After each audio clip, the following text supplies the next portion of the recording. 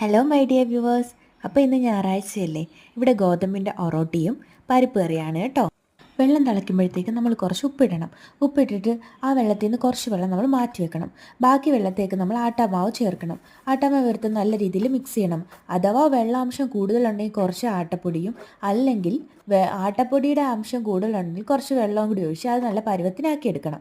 അത് നമുക്ക് അങ്ങോട്ട് മാറ്റി വെച്ചിട്ട് കുക്കറിനകത്തോട്ട് കുറച്ച് പരിപ്പും, സാമ്പാർ പരിപ്പാണേ, വെള്ളവും ആവശ്യത്തിന് വെള്ളവും മഞ്ഞൾപ്പൊടിയും 3-4 അല്ലി വെളുത്തുള്ളിയും കൂടി ചേർത്തിട്ട് അതൊരു 3 വിസിലാവുന്നത് വരെ നമുക്ക് വേവിച്ചെടുക്കാം.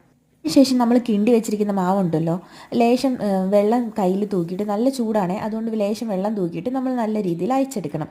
കുറച്ച് വെളിച്ചെണ്ണയൊക്കെ ചേർത്ത് നമ്മൾ നമ്മുടെ പരുവത്തിന് അയച്ചെടുക്കണം.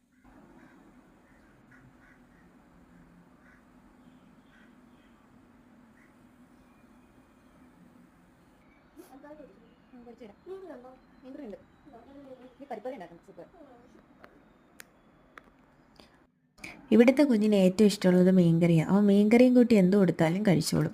തേങ്ങാക്കറിയാണ് അവൻ്റെ ഫേവറേറ്റ്. അപ്പോൾ ഒരു മാവ് എടുത്തുകൊണ്ട് അവൻ പോയി അവിടെ ഇരുന്ന് കളിക്കുകയാണ്. ഞാനും കരുതി കുറച്ച് നേരം അവിടെ നിന്ന് കളിക്കട്ടെന്ന്.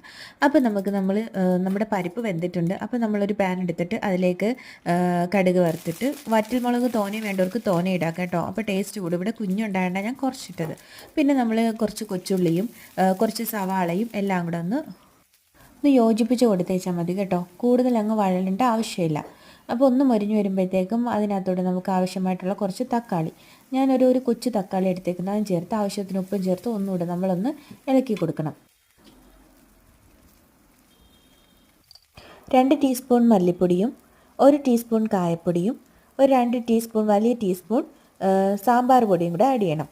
എന്നിട്ട് നല്ല രീതിയിൽ ഇളക്കി ആ ഒരു പച്ചമണം മാറുന്നത് വരെ ഇതുമായിട്ട് നല്ല രീതിയിൽ യോജിപ്പിച്ചിട്ട് നമ്മൾ വേവിച്ച് വെച്ചിരുന്ന പരിപ്പും അതിനാവശ്യമായ കുറച്ച് വെള്ളവും കൂടി അതിനകത്തേക്ക് ഒഴിച്ച് നമ്മളിതൊന്ന് യോജിപ്പിക്കണം. പിന്നെ ഒരു ചെറിയ പുളി എടുത്തിട്ട് ഇത്തിരി വെള്ളത്തിനകത്തൊന്ന് ഇതാക്കിയിട്ട് അതുകൂടി നമ്മൾ ഇതിനേക്ക് ചേർക്കണം. ചേർത്ത് ഇത് വേവുന്നത് വരെ നമുക്ക് വെയിറ്റ് ചെയ്യാം. അപ്പോൾ ഇത് നല്ല ടേസ്റ്റാണ്. നിങ്ങളെല്ലാം വീട്ടിൽ ട്രൈ ചെയ്ത് നോക്കണം. സാമ്പാറിൻ്റെ അതേ ടേസ്റ്റാണ്. നമുക്ക് പച്ചക്കറികളൊന്നും വീട്ടിലില്ല, ഇത് ഇങ്ങനെ ചെയ്ത് നോക്കാം. അപ്പോൾ എല്ലാവരും സപ്പോർട്ട് ചെയ്യണം, സബ്സ്ക്രൈബ്